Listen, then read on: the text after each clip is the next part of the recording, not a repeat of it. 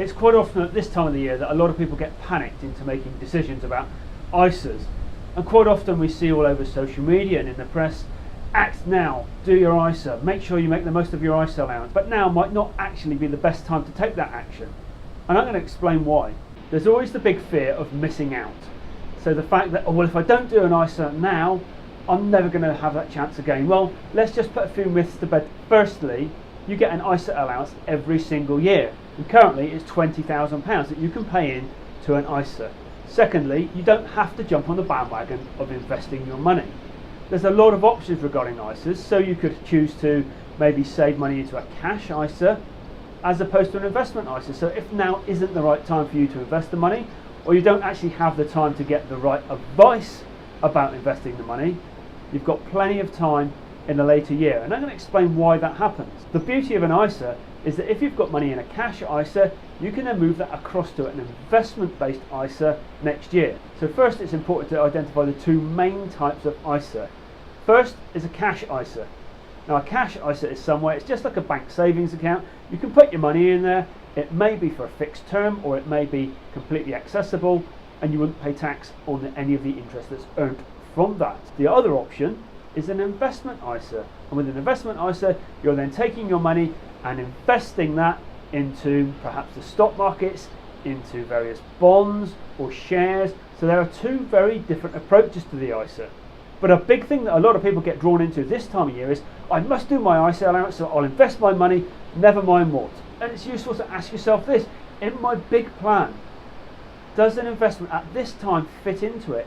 Is it important for me to use all of my spare capital to invest in an investment which I might not actually fully understand yet because I haven't taken the time to get all the advice, but at least I've done my ISA? And it's not uncommon for a lot of people to be drawn by the tax efficiency of something without actually thinking whether it really falls into their overall plan. So whilst you might be able to save some tax from a scheme, that's great, but only if the investment behind it is still going to do the job for you. That's the key thing. So back to the ISA allowances. So as we know, you're allowed to put in £20,000 a year into your ISA.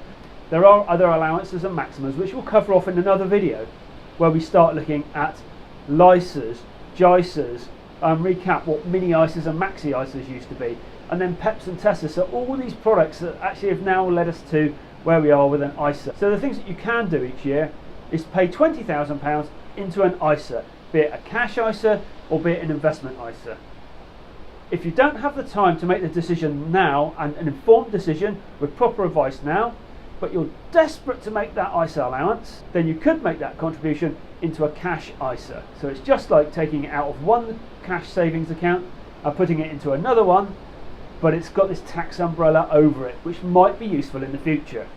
Now that might be a better option for you now than suddenly making a rash decision and investing money in something that you don't understand. But Jeremy, I hear you say, what about my allowance? Because now it's not invested, it's in cash. That if you've got your money in your cash ISA, when the time's right for you, you could opt to transfer it from the cash ISA into an investment-based ISA. So you've not missed out, you still use your allowance, and actually that transfer from one to the other doesn't cause you to lose any allowance in future years either. So you can make the most of your allowance now, and then do the investment strategy when it's right for you, if that's the right thing. So I hope that clears up some points about not rushing in and investing money into an ISA at this time of year if it's not part of your strategy. Now there's one final thing that's also really useful, which is a relatively recent innovation. It's called the flexible ISA. And the flexible ISA basically means that you can put your money into the ISA at any point in the tax year.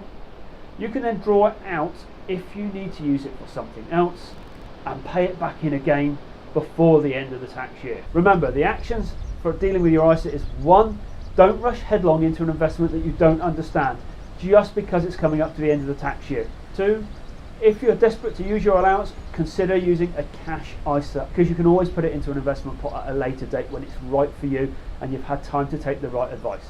But don't get hurried into doing something just because the papers or the social media say.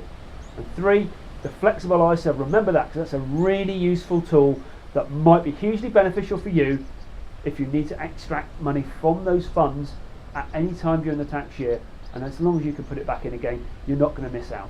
I hope that's been useful and it keeps you safe. And next time we'll look at things like the lifetime ISA or the junior ISA, also known as the LISA or the JISA.